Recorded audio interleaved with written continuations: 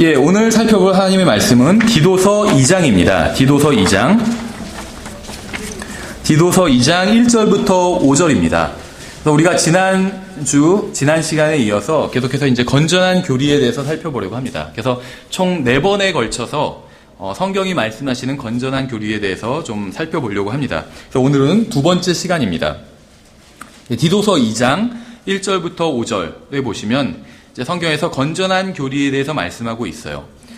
건전한 교리라는 말, 이 교리라는 말은 성경에 50번이 나옵니다. 구약 성경에 6번, 이제 신약 성경에 44번. 그래서 교리는 가르침을 뜻하는 말이에요. 가르침. 그래서 성경이 가르치고 있는 것은 모두 이제 성경의 교리라고 할 수가 있습니다. 그래서 보통 세상에선 교리라고 하면 굉장히 좀 부정적으로 생각하는데 저 사람 너무 교리적이다. 이렇게 좋다는 얘기는 아니죠. 나쁜 의미로 사용하는데 교리라는 말 자체가 나쁜 말은 아닙니다. 가르침이란 말이에요. 잘못된 교리가 나쁜 것이고 좋은 교리, 좋은 가르침은 좋은 것이겠죠. 여기서 성경에는 교리란 말이 나옵니다. 교리란 말 50번에 걸쳐서. 근데 이 건전한 교리란 말은 4번만 나와요. 신약 성경에. 근데 4번이 모두 다 어떤 신학적인 교리와는 상관이 없습니다. 그러니까 신학적인 교리라고 하면 뭐 어떤 신론, 기독론, 어떤 성령론 이런 것들, 그다음에 종말론, 천연왕국, 휴거 재림 이런 게 이제 신학적인 교리예요. 근데 이 건전한 교리란 말이 성경에 4번 나오는데 단 한 번도 신학적인 교리와는 상관이 없어요. 그럼 무엇과 관련이 있냐면 바로 그리스도인의 삶과 관련이 있습니다. 이 세상에서 그리스도인이 어떻게 살아야 되는가 이런 것과 관련이 있어요. 여기서 디도서 2장 본문을 다시 한번 우리가 살펴보겠습니다. 2장 1절부터 5절까지 보시면 제가 받들어 읽겠습니다.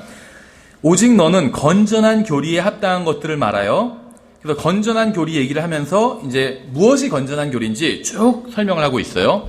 건전한 교리에 합당한 것들을 말하여 연로한 남자들이 맑은 정신을 가지며, 예수님의 재림, 휴거 이런 거랑 관련 없죠. 맑은 정신으로 사는 것과 관련이 있어요.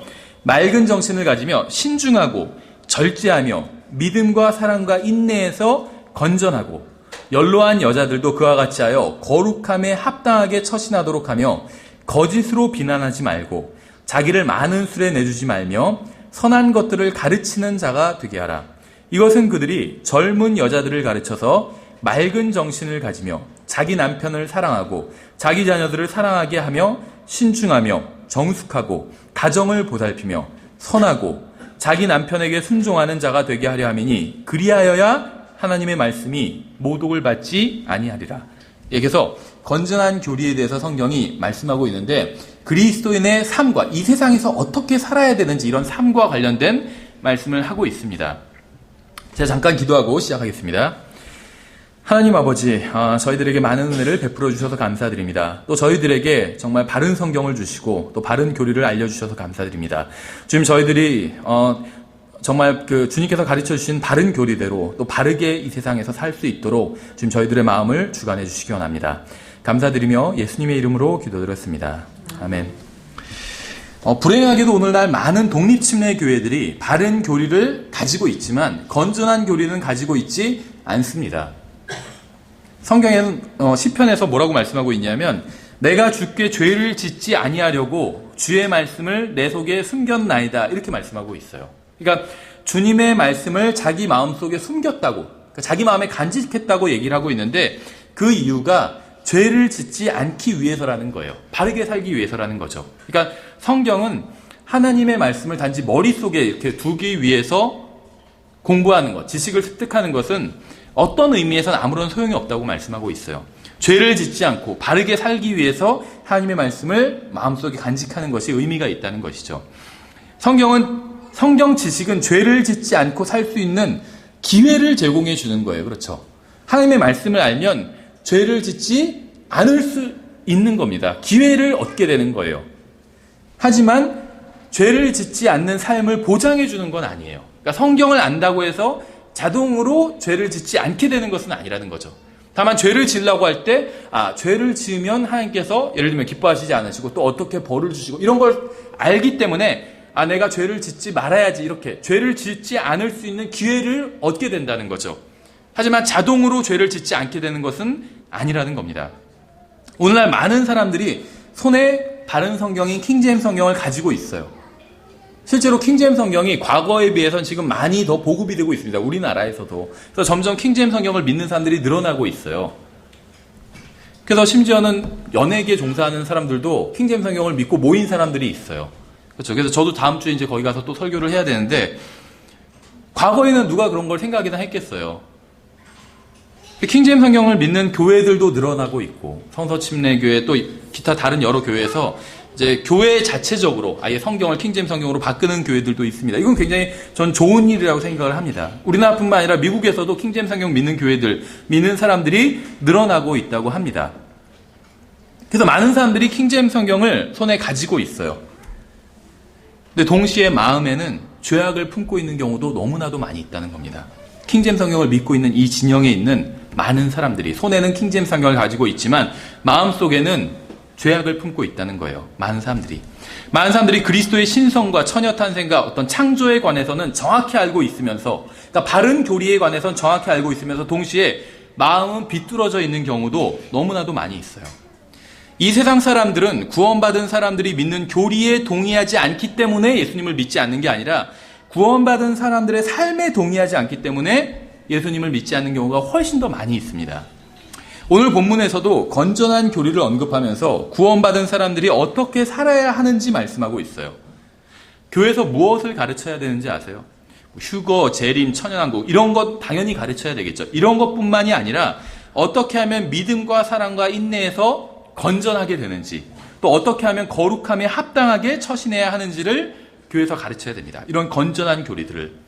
그래서 연로한 여자들은 젊은 여자들을 가르쳐서 자기 남편과 자녀들을 사랑하게 해야 한다고 말씀하고 있습니다. 그러니까 어떻게 사랑하는지 그 방법을 가르치라는 게 아니라 사랑해야 함을 가르쳐야 한다고 말씀하고 있는 거예요. 그 방법은 사람마다 다를 수가 있어요. 처한 또 상황마다. 근데 남편과 아내를 젊은 여자는 사랑해야 된다. 이 자체를 가르쳐야 된다는 거죠. 어떻게 보면 이게 좀 이상할 수도 있어요. 여자가 자신의 자녀를 사랑하는 것은 본성에 속한 일인데 왜 자녀를 사랑해야 한다고 성경이 말씀하고 있을까요? 근데 실제로 많은 여자들이 자녀를 사랑하지 않기 때문입니다. 자녀를 사랑하지 않기 때문에 자녀와 단 한 시간도 시간을 보내지 않는 거예요. 많이 있어요, 그런 사람들이. 물론 이제 피치 못할 사정으로 시간을 보내지 못하는 사람도 있지만 충분히 시간이 있는데도 불구하고 아이를 뭐 유치원 아니면 어린이집 아니면 학교에 다 맡겨버려요. 오면은 막 또 학원을 막 돌려요. 걔도 학원 보내고. 그 집에 오면 이제 밥 먹고 바로 재워버리는 거죠. 아이랑 시간을 보내지 않는다는 거예요. 그렇죠. 그러니까 하루 종일 아이가 다른 사람과 시간을 보내게 합니다.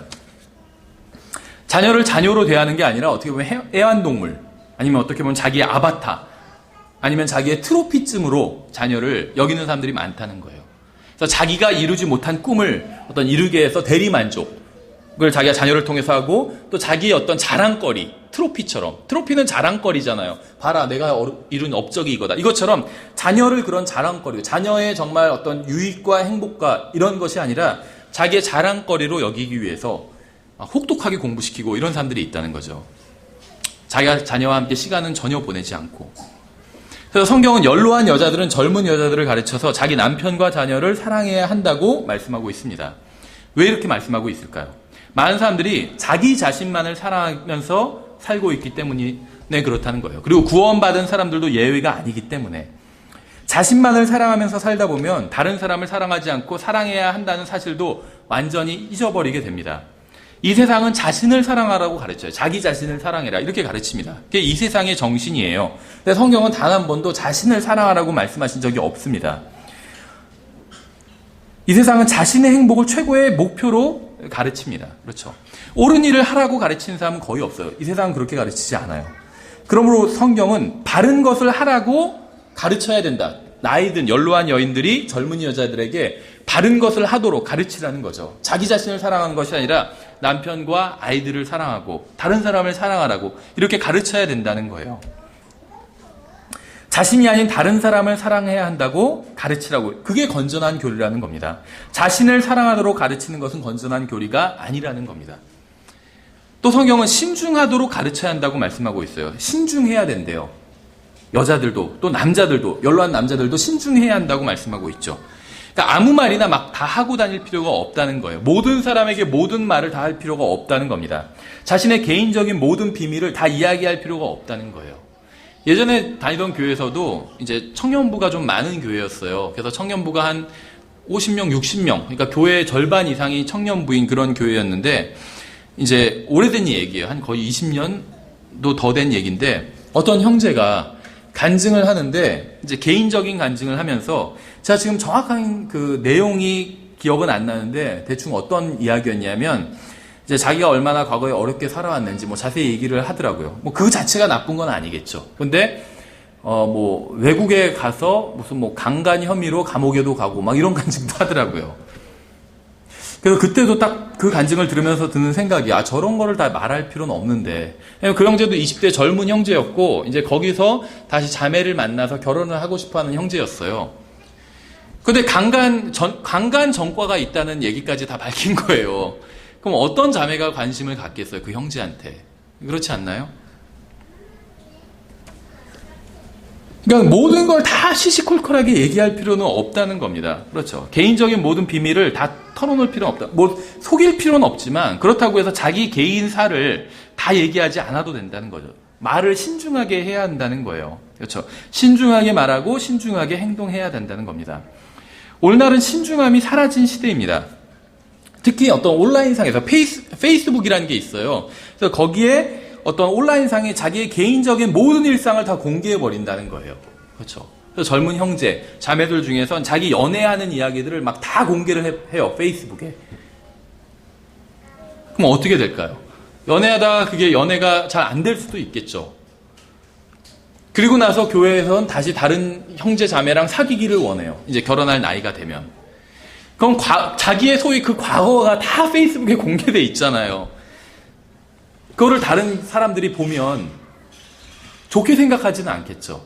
그러니까 완전히 신중함이 없는 시대인 거예요. 모든 일상생활을 다 공개하고 막 생중계를 해버리는 거예요. 다른 사람이 알아야 될 필요가 없는 어떤 개인적인 이야기들까지도. 그렇죠. 이거는 전혀 신중하지 않은 겁니다. 개인적인 일은 그냥 개인적인 일로 간직하면 되는 겁니다. 그러니까 자신의 비밀을 다른 사람에게 다 공개할 필요도 없고, 다른 사람의 비밀을 우리가 다 알아야 될 필요가 없다는 거예요. 대부분 하나님과 그 사람만의 관계에서만 필요한 일이지, 다른 모든 사람들에게 다 이야기할 필요가 없는 일들이 너무 많다는 겁니다. 그런데 그런 일들을 다 공개를 한다는 거예요, 요즘은. 온라인상에서. 그렇죠. 성경은 또한 젊은 여자들이 정숙해야 한다고 말씀하고 있어요. 요즘 정숙함이 완전히 또 사라진 시대입니다. 정숙함을 더 이상 미덕으로 여기지 않아요. 그렇죠.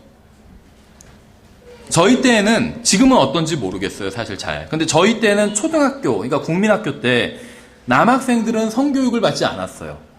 여학생들만 5학년, 6학년이 돼서 여학생들만 따로 성교육 받고, 남학생들은 무슨 만화영화 같은 거 틀어주고 그랬어요. 성교육 받지 않았어요. 근데 왜냐하면 성교육을 받을 필요가 없었습니다. 그런 거 잘 모르고, 그때는 인터넷도 없고, 그렇기 때문에 굳이 성교육이 필요하지 않았습니다. 그렇죠. 뭐 초등학생이 임신하고 뭐 이런 경우가 거의 없었어요. 제가 어렸을 때는. 근데 요즘은 성교육에서 어떻게 임신하고 또 어떻게 임신을 피하는지 이런 것들을 가르쳐요. 그러니까 잘못된 이성교제를 하면 안 된다 이렇게 가르치는 게 아니라, 그건 이제 막을 수가 없으니까 어떻게 하면 임신을 피할 수 있는지, 임신하지 않고 어떤 이성교제를 잘 할 수 있는지, 이런 걸 가르치고 있다는 거예요. 그러니까 성교육이 문제가 많다는 겁니다. 특히 이제 미국 같은 경우에는 좀 더 심해요. 그런 것들이. 그래서 학교에서 막 고등학교, 중고등학교인데 피임기구를 나눠줘요. 상담실에서. 그건 어떤 면에선 장려하는 거죠. 그렇죠. 잘못된 성교육을 하고 있다는 거예요. 잘못된 교육을 하고 있다는 거예요.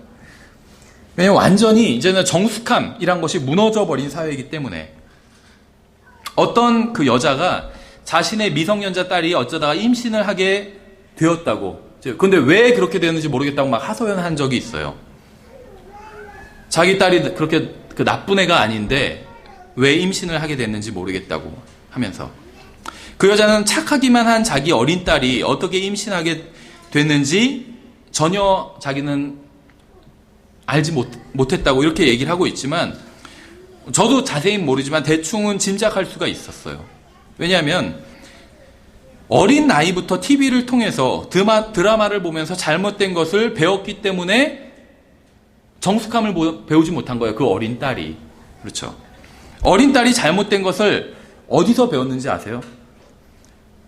그 여자는 어디서 그런 걸 배웠는지 모르겠다. 나쁜 친구들한테 배웠는지 모르겠다. 이렇게 얘기를 할지 모르지만 사실은 자기 집 마루, 거실에서 배운 거예요. TV를 통해서. 그렇죠. TV를 보면 요즘 완전히 도덕이 무너져 버렸어요. 결혼하지 않은 남자와 여자가 동거하고 이런 게 더 이상 이슈가 되지 않는다는 거예요.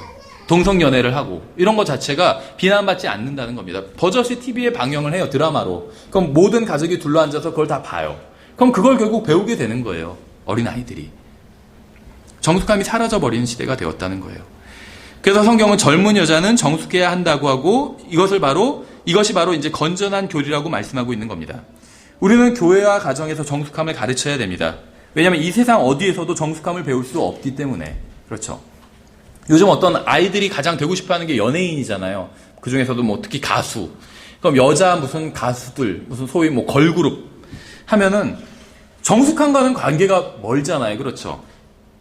소위 말하는 어떤 뭐 그런 성적인 그런 어필을 하고 있고 그런 걸 TV를 통해서 배워요. 가정에서는 다 좋다고 또 보잖아요. 집에서 가족들이 다 둘러앉아서 막 박수치면서 보잖아요. 그럼 그런 씨를 뿌리면 결국 무엇을 거두게 되냐는 거죠. 그렇죠.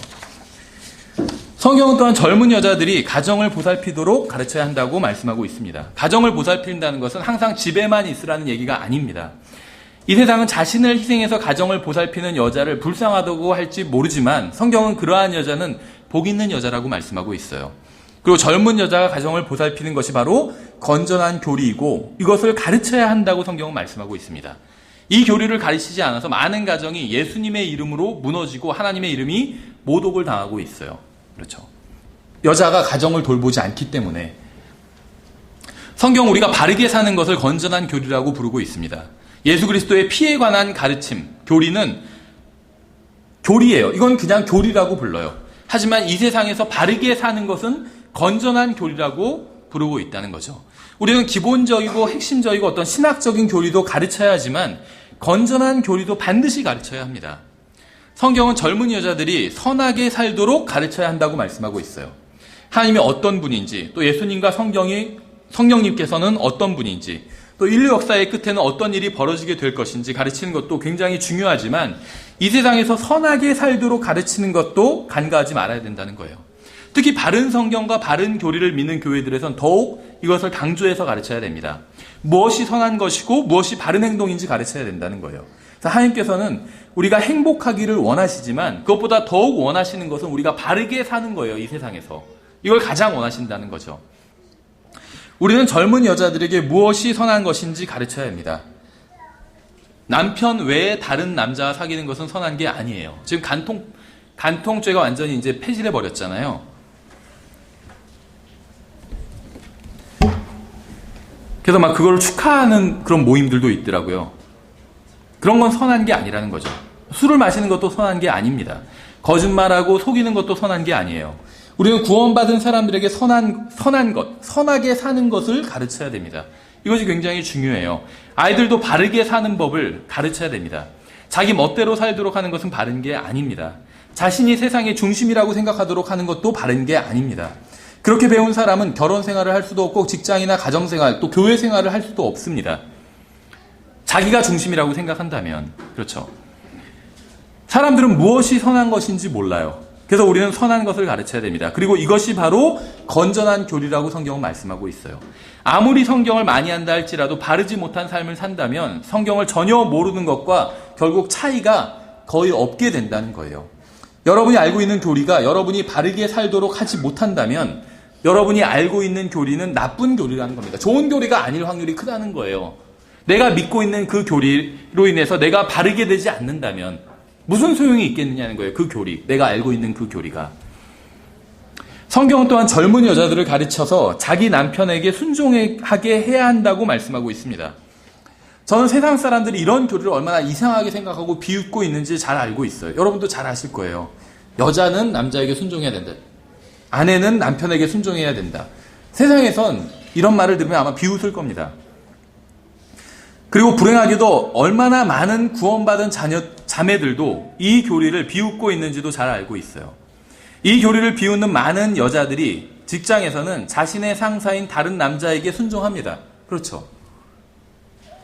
남자에게 순종하는 것은 어떤 전근대적인 사고방식이라고 주장하는 여자들이 있어요. 하지만 자신의 사장에게는 그렇게 말하지 않아요. 순종한다는 거예요.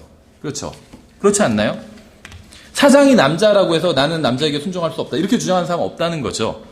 그러니까 문제는 남자에게 순종하느냐 마느냐 이게 문제는 아니라는 겁니다. 또 남편에게 순종하느냐 마느냐 이것도 문제가 아니라는 겁니다. 문제는 뭐냐면 우리 모두 마음속 깊이 가지고 있는 하나님께 대한 불순종이에요. 하나님께서 그렇게 하라고 하신 게 이게 여기에 순종하지 않는 게 문제라는 거죠. 그렇죠. 문제는 에덴에서 이브가 하나님에 대해서 했던 불평이 아직도 우리 마음속에 그대로 자리 잡고 있다는 겁니다. 왜 하나님께서는 그렇게 만지지도 말라고 하셨을까? 그게 이브의 불평이었잖아요. 왜 하나님께서는 남편한테 순종하라고 하셨을까? 우리 남편을 아마 보신 적이 없어서 그러셨을 거야. 이렇게 생각한다는 거죠. 저런 사람인데 어떻게 순종할 수 있을까? 그렇죠. 반대도 마찬가지예요. 왜 하나님께서 아내를 사랑하라고 하셨을까? 저런 여잔데 어떻게 사랑할 수 있을까? 그러니까 하나님의 말씀에 대한 불순종, 이게 문제라는 겁니다. 그렇죠? 남편에게 순종하는 것, 아내를 사랑하는 것, 이거 자체가 문제가 아니라 더 깊은 곳에 있는 것은 하나님의 말씀에 대한 불순종이라는 거예요. 우리는 하나님께서 시키시는 대로 하고 싶어 하지 않는다는 게 바로 우리의 문제라는 겁니다. 남편이 문제가 아니에요. 남편이 얼마나 잘 믿는 사람인지 혹은 좋은 사람인지도 문제가 아닙니다. 하나님께서 남편에게 순종하라고 말씀을 하셨어요. 건전한 교리가 무엇인지 아세요? 건전한 교리는 가정에서의 성경적인 질서입니다. 이게 건전한 교리예요. 대부분의 교회는 이걸 가르치지 않습니다. 심지어 복음적이고 성경을 믿는다고 하는 교회에서도 이걸 가르치지 않아요. 건전한 교리가 왜 중요한지 아세요? 남자가 맑은 정신을 가지고 신중하고 절제하고 믿음과 사랑과 인내에서 건전해야 한다는 게 왜 중요한지 아세요? 여자가 거룩하고 신중하고 정숙하고 자기 남편과 아이들을 사랑하고 가정을 보살피고 자기 남편에게 순종하는 것, 이게 왜 중요한지 아세요? 답이 5절에 있어요. 그리하여야 하나님의 말씀이 모독을 받지 아니하리라. 이래서 건전한 교리가 중요한 거예요.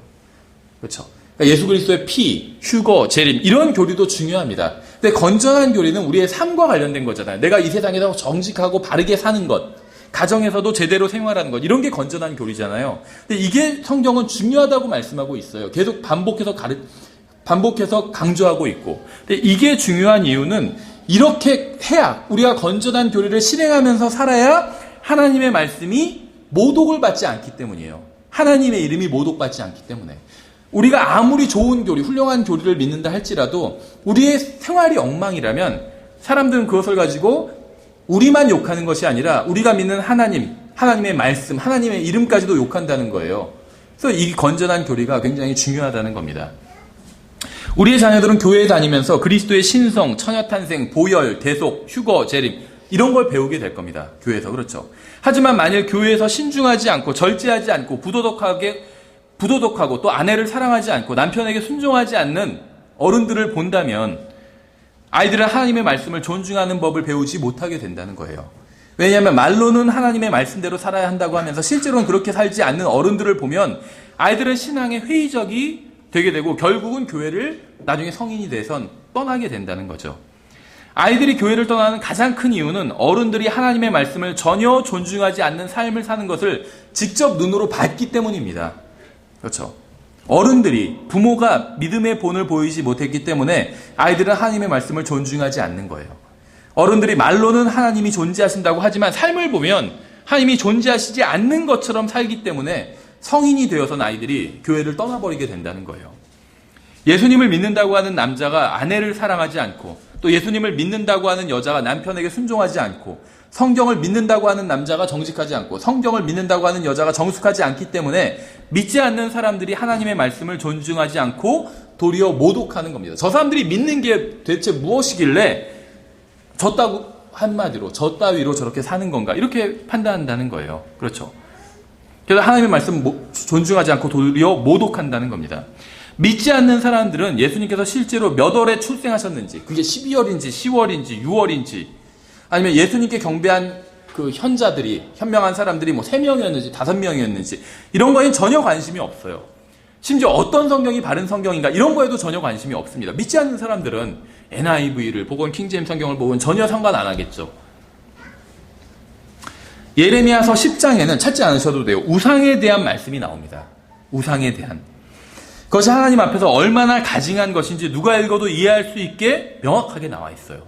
특히 크리스마스 트리에 대한 이야기가 나와요. 나무를 베서 사람들이 막 그걸 장식을 하고 이런 이야기가 나와요. 근데 하나님께서 그것을 보시고 분노하시는 장면이 나옵니다. 그렇죠. 우상 숭배를 하지 않는다는 건 좋은 일이에요.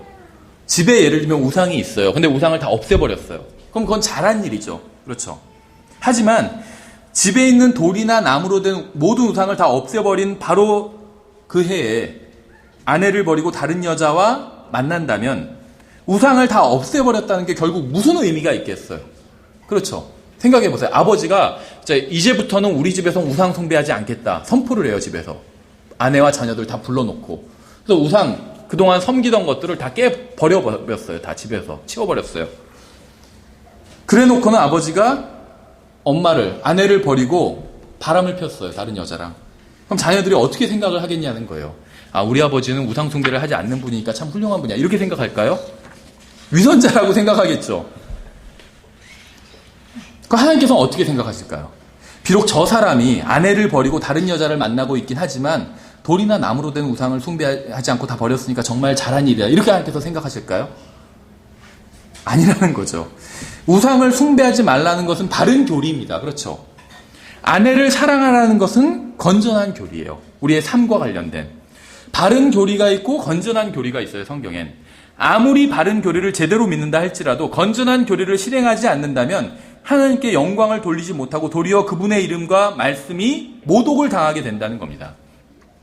킹제임스 성경을 믿는다 해도 아내를 사랑하지 않고 남편에게 순종하지 않는다면 하나님께 영광을 돌리는 게 아니라 오히려 모독하게 되는 거라는 거예요. 실제로 이런 경우가 너무나도 많아요. 킹제임스 성경을 믿는다고 해서 아내를 사랑하지 않고 남편에게 순종하지 않아요. 그럼 결국 킹제임스 성경, 바른 성경이잖아요. 바른 성경을 내가 믿음으로 인해서 하나님께 영광이 돌아가는 것이 아니라 더 큰 모독이 돌아갈 수 있다는 거예요. 너는 바른 성경을 본다며 왜 남편에게 순종하지 않냐고, 왜 가정을 돌보지 않냐고 이렇게 지적하는 남편들을 전 많이 봤어요. 오히려 더 큰 모독을 당하게 된다는 거죠. 킹제임스 성경을 사용한다고 해서 그리스도의 심판석에서 무조건 칭찬을 듣게 되는 것은 아니라는 겁니다. 아무리 바른 성경을 믿는다고 해도 정직하지 않게 살고 기록된 그대로 행하지 않는다면 그게 무슨 소용이 있겠느냐는 거예요. 개역 성경은 하나님의 말씀을 변개시켜 놓았어요. 그렇죠. 90%는 맞지만 잘못된 부분이 있어요. 개역 성경엔. 변개된 부분이 있습니다. 그렇죠. 개역 성경 내에는. 그래서 우리는 개역 성경을 쓰지 않아요. 변개된 부분이 있기 때문에. 개역 성경은 하나님의 말씀을 그대로 기록하고 있지 않다는 거예요. 90% 이상은 그대로 되어 있지만 나머지 10%는 변개시켜 놨기 때문에 우리는 거부한다는 겁니다. 그렇죠. 그건 잘하는 일이에요. 그런데 우리의 삶에서도 하나님의 말씀이 그대로 드러나지 않는다면 우리가 개역 성경을 사용하지 않는다고 해서 나을 게 무엇이냐는 거죠. 우리가 교리로는 개역 성경에서는 변개된 게 있기 때문에 변개된 잘못된 교리가 있기 때문에 개역 성경은 거부해요. 그리고 바른 성경인 킹제임스 성경을 봐요. 우리가 킹제임스 성경 그 말씀 그대로 순종하지 않고 그걸 변개시켜버려요. 순종하라고 하지만 남편에게 순종하라고 하지만 순종하지 않아요. 정직하라고 하지만 정직하지 않아요. 그 말씀을 변개시킨다면 결국 바른 성경을 보는 게 무슨 의미를 갖겠냐는 거예요. 그렇죠. 저는 개역 성경을 사용해도 상관없다는 말을 하는 게 아닙니다. 바른 성경을 사용하고 바른 성경 믿어야 돼요. 바른 교리를 믿어야 합니다. 예수님이 하나님이라고 믿어야 합니다. 하지만 바른 성경을 믿고 바른 교리를 믿으면서 아내를 사랑하지 않고 남편에게 순종하지 않고 아이들을 폭행한다면 바른 교리나 바른 성경을 믿는 것을 보고 누가 하나님께 영광을 돌리겠느냐는 거예요. 생각해 보세요. 어떤 아이가 있어요. 아이가 보니까 시퍼렇게 멍이 들어있어요. 눈에. 그래서 제가 물어봐요. 얘야, 너 왜 그렇게 눈이 시퍼렇게 멍들어 있니? 그러니까 아이가 어젯밤에 저희 아버지가 자기 기분이 좋지 않다는 이유로 저를 주먹으로 때렸어요. 하지만 저희 아버지는 예수님이 하나님이라고 믿고 그분의 피를 통한 죄사함을 믿고 바른 성경을 믿는 분이기 때문에 훌륭한 분이에요. 이렇게 말할 아이가 있을까요? 제가 지금 무슨 말을 하는지 아실 거예요. 바른 교리가 있고 건전한 교리가 있습니다. 아버지나 남편이 목사인데 그가 교회에서 다른 여자와 간음을 한 적이 있다는 사실을 안다면 그가 대환란에 대해서 어떤 입장을 취하고 있는지가 상관이 있을까요? 실제로 그 팀 라이가 쓴 목회자가 타락하면이라는 책을 보면 교회 내에서 굉장히 그 목사가 그것도 분륜을 일으키는 경우가 굉장히 많이 있어요. 제가 본 어떤 최근에 그 미국의 통계인데 그 복음주의 목사들, 자유주의 목사가 아니라 복음주의 목사들 1,050명을 대상으로 한 설문조사를 했어요. 그러니까 그 복음주의 목사들을 공격하기 위해서 누가 지어낸 이야기가 아니라 스스로 답을 한 거예요. 익명으로. 근데 그 중에 30%가 교회 내에서 다른 자매와 아내가 아닌 다른 자매와 불륜을 저지른 적이 있다고 답을 했어요. 복음주의 목사 30%가 미국에서. 우리나라는 좀 다를 수 있겠죠. 그러면 그 사람이 아무리 교리적으로 바른 입장을 가지고 있다고 할지라도 그게 무슨 상관이 있을까요? 환란 전 휴거를 믿든 환란 후 휴거를 믿든 뭐 환란 중 휴거를 믿든 전천년주를 믿든 후천년주를 믿든 그게 무슨 차이가 있을까요? 그렇죠. 사람들이 바른 교리를 믿지만 건전한 교리를 실행하지 않기 때문에 하나님의 말씀이 모독을 당하고 있는 거예요. 그렇죠.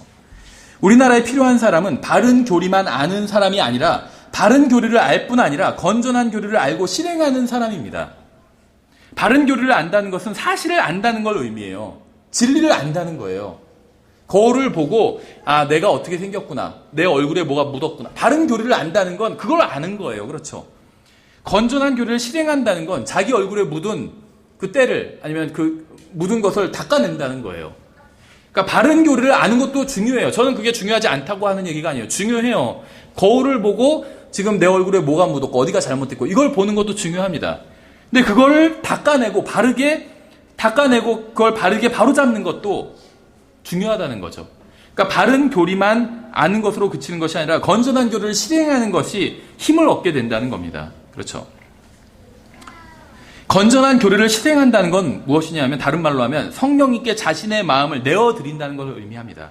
단순히 아는 것과 성령님께서 자신의 마음을 내어드리는 것 이것 사이에는 엄청난 차이가 있어요.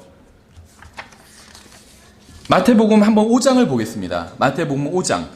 마태복음 5장, 6장, 7장까지 그냥 몇 구절만 제가 한번 드문드문 읽어볼게요. 이 아마 그 성경을 공부해 보신 분들은 마태복음 5장, 6장, 7장이 무엇이고 무엇을 의미하는지 아실 거예요. 이거는 산상수훈입니다. 그리고 이제 성경 세대주의를 공부해 보신 분들은 이것이 천년왕국 헌법이란 걸 아실 거예요. 무슨 말이냐면 교리적으로 지금 우리에게 관련이 없다는 거예요. 이렇게 하지 않으면 여기서는 이제 지옥불에 던져지게 된다 이렇게 말씀하고 있습니다. 그런데 우리가 이렇게 하지 않는다고 해서 지옥불에 던져지지는 않아요. 그렇죠. 우린 예수 그리스도의 피를 통해서 모든 우리의 죄가 다 용서받았기 때문에 그러니까 우리에게 교리적으로 적용되지는 않아요. 그런데 이 말씀이 우리에게는 굉장히 큰 영적인 의미를 줄 수가 있어요. 한번 제가 읽어볼게요. 마태복음 5장 22절부터 보시면 나는 너희에게 이르노니 누구든지 까닭없이 자기 형제에게 화를 내는 자는 심판의 위험에 처하게 되고 누구든지 자기 형제에게 라고 하는 자는 공회의 위험에 처하게 되거니와. 바보라는 말이죠. 누구든지 너 어리석은 자여 하고 말하는 자는 지옥 불의 위험에 처하게 되리라. 말만 잘못해도 지옥에 던져버리시겠다는 거예요. 이게 천년왕국 헌법이에요. 28절 보시면 나는 너희에게 이르노니 누구든지 여자를 보고 그녀에게 음욕을 품는 자는 이미 마음속으로 그녀와 간음하였느니라. 실제로 간음한 게 아니라 마음을 보고 마음속으로 음욕만 품어도 간음죄로 처벌하시겠다는 겁니다. 천년왕국 헌법이에요. 32절에 난 너희에게 이르노니 누구든지 음행이 아닌 다른 이유로 자기 아내를 버리는 자는 그녀로 하여금 간음하게 하며 또 누구든지 이혼당한 여자와 결혼하는 자는 간음하느니라. 지금 그렇다는 게 아니라 천년왕국 헌법에서 그렇다는 거예요. 37절에 오직 너희 대화는 예할 것은 예하고 아니할 것은 아니요 하라. 무엇이든지 이것들 이상의 것은 악에서 나느니라. 구차하게 막 말하지 말라는 거예요. 예하면 예하고 아니하면 아니하고 하라는 거죠. 44절에 난 너희에게 이르노니 너희 원수들을 사랑하며 너희를 저주하는 자들을 축복하고 너희를 미워하는 자들에게 선을 행하며 악의를 품고 너희를 다루며 너희를 핍박하는 자들을 위해 기도하라. 6장도 한번 볼게요. 12절 13절에 이렇게 되어 있어요. 우리가 우리에게 빚진 자들을 용서하는 것 같이 우리의 빚을 용서하옵시며 우리를 인도하사 시험에 들지 말게 하옵시고 다만 악에서 우리를 건지시옵소서. 33절에 오직 너희는 첫째로 하나님의 왕국과 그분의 의를 구하라. 그리하면 이 모든 것을 너희에게 더하시리라. 7장 5절에 너 위선자여 먼저 내 눈에서 들보를 떼내어라. 그 뒤에야 내가 분명히 하게 보고 내 형제의 눈에서 티를 빼내리라.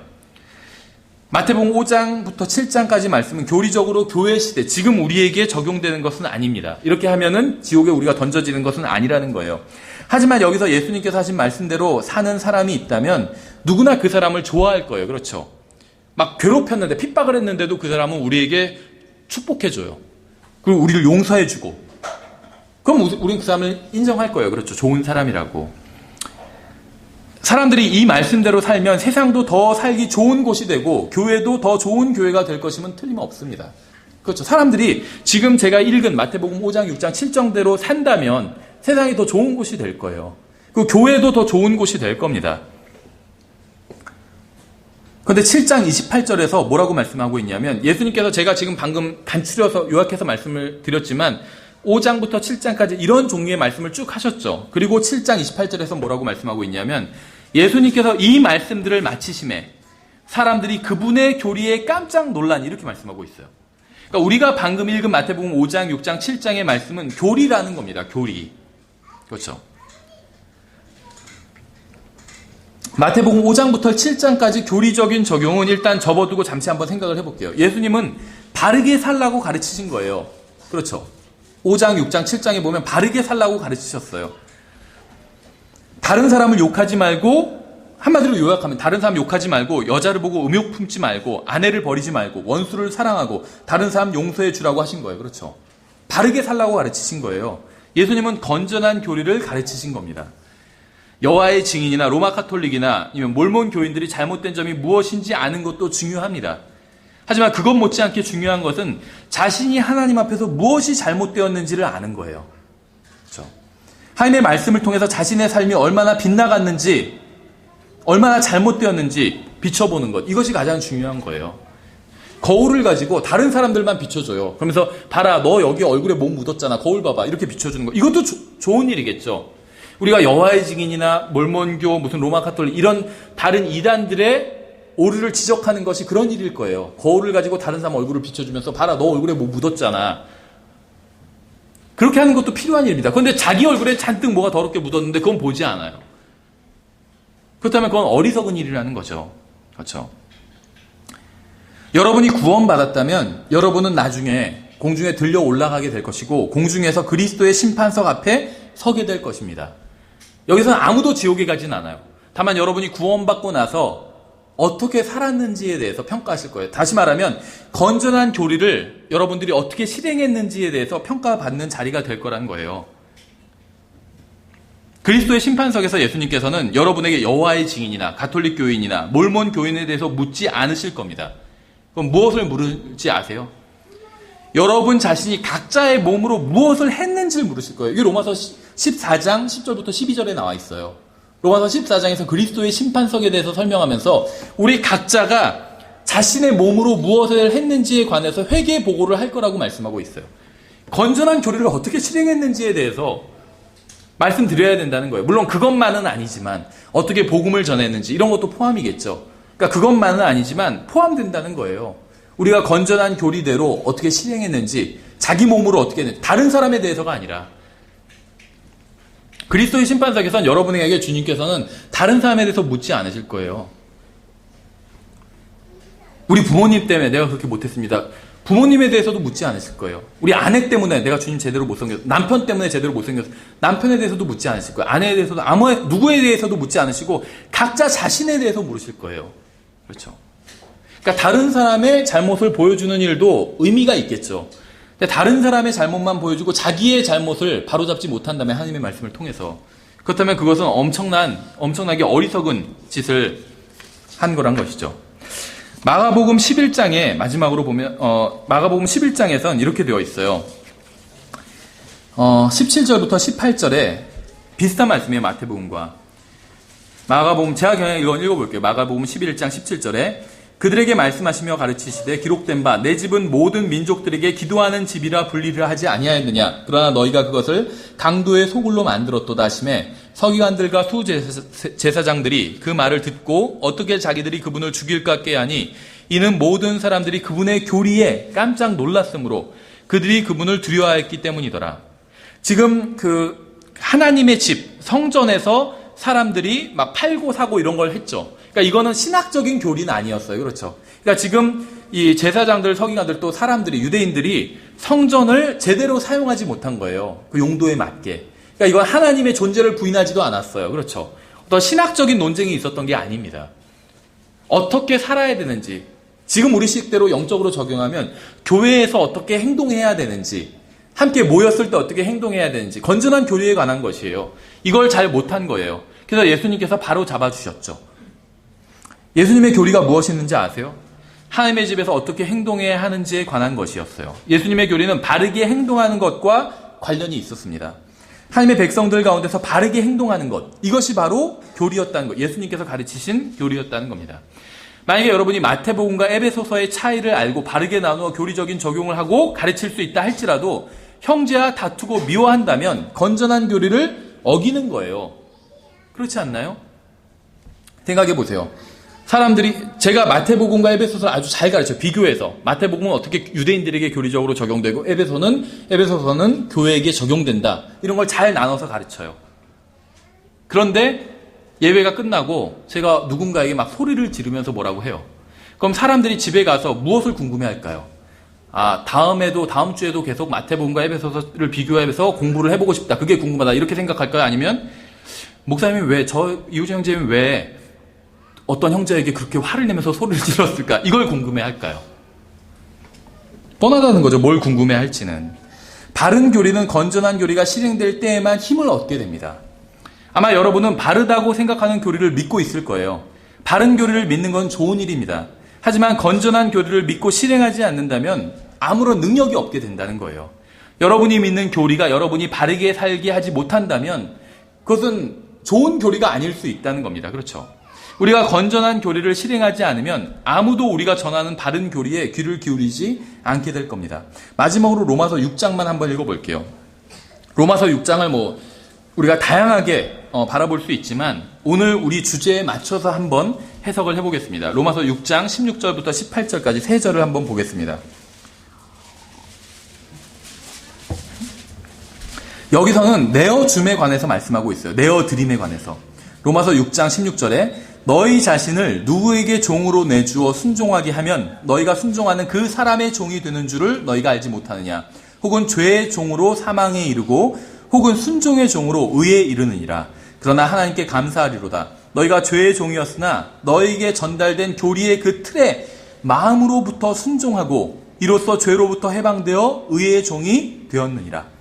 만일 여러분이 붙들고 있는 교리가 여러분을 죄로부터 해방시키지 못하고 의로운 행위를 생산해내지 못한다면 그거는 잘못된 교리라는 겁니다.